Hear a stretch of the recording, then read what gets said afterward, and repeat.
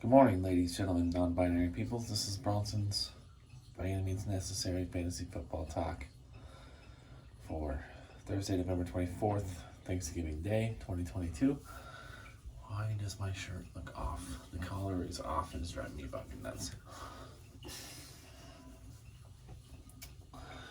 Let's look at the running back spikes and yikes for week 12. The first game of the day has already started. I believe it's halftime or the second half.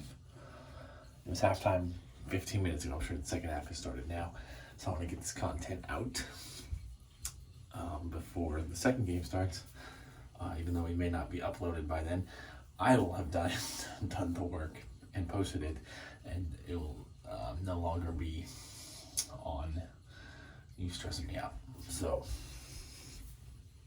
I finally found out just about 10 minutes ago when my mother is planning on having Thanksgiving dinner, which is at 5 p.m.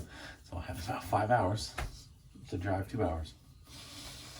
So, it's not like I wanted to do anything else in my day, right? So I'm gonna see how Uber is right now, because I think a lot of places are mostly closed. But yeah, we're gonna see. Give it a go for a little bit here for lunch. See what's going on out there after I do this video. So let's get to it. Top 30 list for week 12. Starting with the top 10. Your number 1 running back for week 12 is Austin Eckler at the Cardinals. Number 2, we got Saquon Barkley tonight against the Cowboys in Dallas. 3, we got Jonathan Taylor versus Steelers. 4, Christian McCaffrey versus the Saints. 5, Derrick Henry versus the Bengals. 6, Josh Jacobs in Seattle against the Seahawks. 7, we got Ken Walker versus the Raiders. 8, Travis Etienne versus the Ravens. 9, Ramondre Stevenson at the Vikings tonight.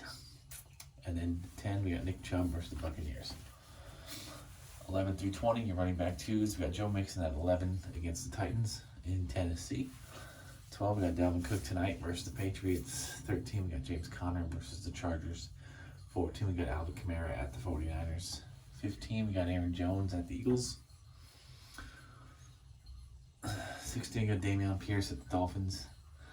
17, we got Tony Pollard versus the Giants today. 18, we got Jeff Wilson versus the Texans. 19, we got David Montgomery at the Jets. And 20, we got Najee Harris at the Colts. Running back 3s, 21 through 30, we got Latavius Murray at the Panthers at 21. 22, we got Antonio Gibson versus the Falcons. 23, we got Miles Sanders versus the Packers. 24, we got Jamal Williams going right now against the Bills. I know he's already got 1 touchdown. He's also currently the NFL leader in rushing touchdowns, which is interesting, right? 25, we got Devin Singletary also in this morning's game against the Lions. 26, we got Ezekiel Elliott versus the Giants. So the Tony Pollard, Ezekiel Elliott split is favoring Tony Pollard more after last week's huge game. 27, we got Leonard Fournette against the Browns in Cleveland. 28, we got Dante Foreman versus the Broncos. 29, we got DeAndre Swift playing right now versus the Bills, and I didn't really see what he did, but I'm assuming not very good. 30, we got Michael Carter versus the Bears. So my yikes. 2 running back 2s who I'm not really liking. Joe Mixon at 11. He's in the concussion protocol. He's very questionable to play. So, if he does play, 11's a pretty fair spot, but I'm concerned that he's not going to play. That's why I've been handcuffing him with Samaje Perine on waivers this week. So we'll talk about Samaje Perine here in a couple of minutes. So Joe Mixon, a little concerned about him not playing. So he's off my board currently here on Thursday, Thanksgiving Day. And then Alvin Kamara at 14, he's struggled mostly this year. He had a stretch of like 2 or 3 really good games in a row, but he struggled to start the year. He's struggling now. It's hard to trust him as anything more than maybe a low end running back 2. I would not have him on the high end of the rankings. And then your running back 3s, Leonard Fournette is really trending down. Now Rashad White is trending up. So Leonard Fournette, even being at 27, it's hard to put him there this week. Seeing, if you've been watching the Buccaneers for the last couple of weeks, it's hard to put him there. And then DeAndre Swift, 29. I don't know what's going on with the guy. He's so talented. He started the year so well. He was a surefire weekly running back one. And then the injury happened, and he's not been anywhere near the same player since, even though he's been on the field. I don't trust him as even a running back 3 right now. I've got him on the bench, but maybe he has a good game today. That'd be great to see, because I'm a big DeAndre Swift believer, big DeAndre Swift owner. And the Lions, he's the best thing the Lions have going for them. So, I mean, Jamal Williams is great too.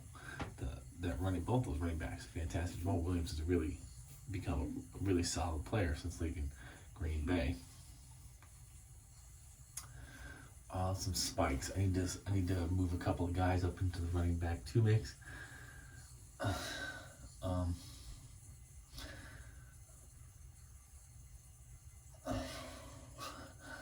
Okay, so let's just start with man, I don't really have any on this list, do I? I'm moving Jamal Williams up from 24. I think I kind of cheated because I already saw that he has a touchdown today, but he is, like I said, he is leading the NFL in rushing touchdowns this year. That makes him a weekly, at worst, running back 2. So having him at 24 in a game where the Lions are going to have to score to keep up with the Bills because their defense isn't going to stop them. I really like Jamal Williams' top 15 play this week, and that was going to be what I was going to say before I woke up and saw that he scored a touchdown today. Jamal Williams is great fantasy running back this year, top 15 play.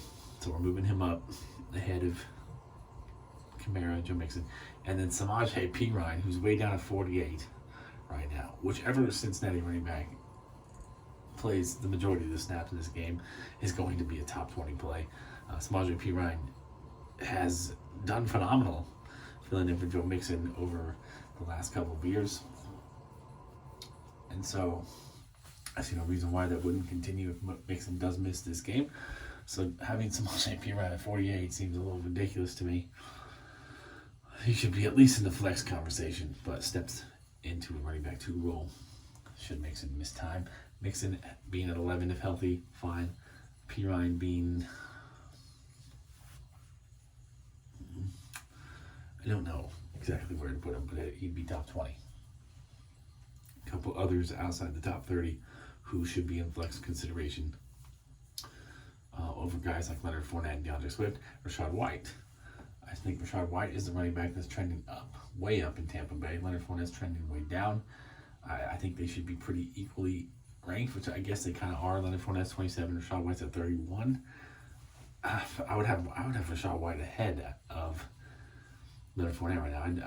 I would swap him. I'd put Fournette at 31, Rachaad White 27, and then Isaiah Pacheco. He's right outside the top 30 at 32. I think we've seen him be more productive with each passing game, and with the likelihood that this game against the Rams is a blowout, that's going to lead to more carries, more runs. So I really like Isaiah Pacheco in this one as well. I would put him in the top 30 over DeAndre Swift, which is asinine to say out loud. Isaiah Pacheco over DeAndre Swift, but that's where we are here in week 12 for the fantasy football season. And then at 43 and 44, we got Gus Edwards, Kenny Drake again. Gus Edwards hasn't played in a while now. He's very injury prone over the entirety of his career. But he is the favored running back in Baltimore currently until if and when J.K. Dobbins plays again this year, which I'm not convinced he will. But whichever running back plays there for Baltimore, and perhaps even both, should be flex considerations. But whichever one actually gets the majority of the work steps right into the top 30. And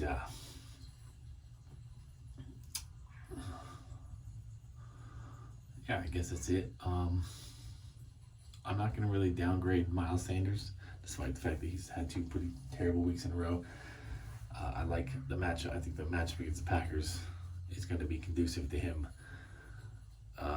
seeing high volume. And then Ezekiel Elliott, despite the fact that he is clearly the running back 2 in Dallas now, he still gets the primary goal line work, which is going to keep him hovering around flex territory because he's going to fall into the end zone probably at least once. So Ezekiel Elliott is very much becoming Jerome Bettis here at the end of his career. Same kind of trajectory through their career. And yeah, there's nothing wrong with that role. That's still a very fantasy relevant role, being the fat Jerome Bettis at the end of his career there in Pittsburgh, where he'd get 3 rushing touchdowns on 2 rushing yards. Those are fun times. So Ezekiel Elliott could easily fulfill that role and have tremendous success at it. So yeah, I guess that's it. I don't know who I'd move Ravens running back up into the top 30 ahead of. There's nobody really there that I would knock out other than Swift and Fournette, but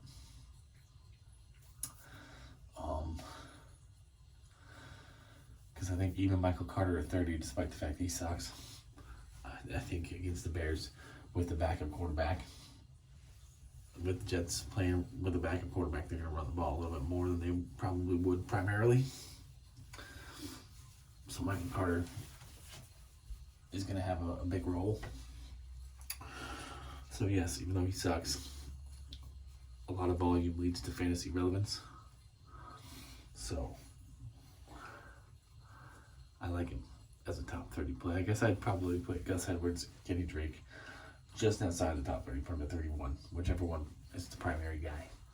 Put them at 31. Definitely a flex, a strong flex option against the Jaguars. So that's it, I guess. Peace, love, and nacho fries. Happy Thanksgiving. Don't get too drunk. Don't eat too much. And don't kill any of your family members.